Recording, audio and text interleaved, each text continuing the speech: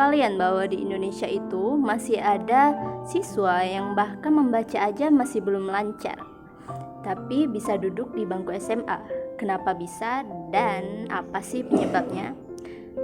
Sebelumnya, Assalamualaikum warahmatullahi wabarakatuh. Perkenalkan, nama saya Ratu Mas Nur Marliawati dengan NIM A1B1240887 dari kelas reguler D 2024, Prodi Pendidikan Bahasa dan Sastra Indonesia, Universitas Jambi. Tujuan saya membuat video ini adalah untuk memenuhi tugas mata kuliah keterampilan menyimak dengan dosen pengampu Ibu Siti Enik Mukhayaroh Bambang MPD.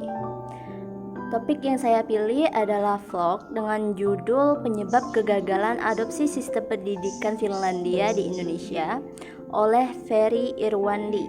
Ferry Irwandi telah melakukan penelitian selama 5 tahun sejak 2019 sampai 2024 yang berfokus pada memahami, mengobservasi, dan mengidentifikasi problem dalam dunia pendidikan di Indonesia. Dia telah mendatangi provinsi-provinsi yang ada di Indonesia, mengunjungi seluruh sekolah yang ada di provinsi tersebut, baik sekolah yang sangat terbatas maupun sekolah yang bisa dibilang unggul.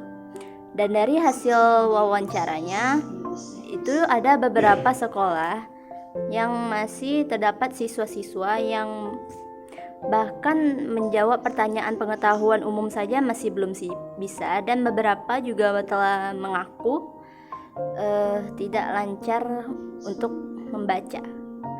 Kenapa hal itu bisa terjadi? Itu karena sistem pendidikan dan kurikulum yang ada di Indonesia itu sudah jelas bermasalah. Karena ketika kita mengadopsi sistem pendidikan di Finlandia, itu berarti kita juga mengadopsi outputnya atau bentuknya atau aturannya, tapi kita lupa untuk mengadopsi fasilitasnya atau kesanggupan dan bekalnya. Salah satunya itu adalah sistem zonasi yang ada di Indonesia, yang merupakan kebijakan pemerintah yang secara filosofis itu memiliki tujuan mulia, yakni untuk pemerataan pendidikan. Tapi seperti biasa, kebijakan yang dibuat oleh pemerintah ini serampangan. Kenapa serampangan? Itu karena kewajiban ini yang mengikatnya tidak pernah dibarengin oleh fasilitas yang mumpuni. Jadi masyarakat diwajibkan untuk ikut aturan, tapi masyarakat tidak diberi support fasilitas yang membuat kita mengikuti aturan tersebut.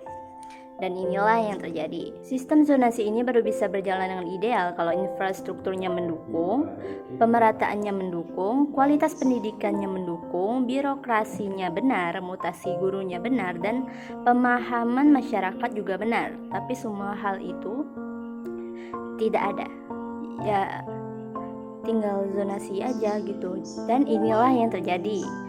Akibatnya banyak yang jual beli kursi, terjadi korupsi, nepotisme, pemerataan yang pendidikan yang diharapkan juga tidak pernah ada, kualitas pendidikan tidak pergi kemana-mana, dan sekali lagi guru honorer yang menjadi tumbalnya. Kita semua tahu bahwa pendidikan adalah fondasi masa depan bangsa. Tapi dengan masalah yang terus ada dalam sistem dan kurikulum pendidikan di Indonesia, banyak siswa yang mungkin tidak mendapatkan kesempatan terbaik mereka. Perubahan memang tidak mudah, tapi langkah kecil bisa membuat perbedaan besar. Mari kita terus kritis dan terlibat dalam upaya meningkatkan kualitas pendidikan.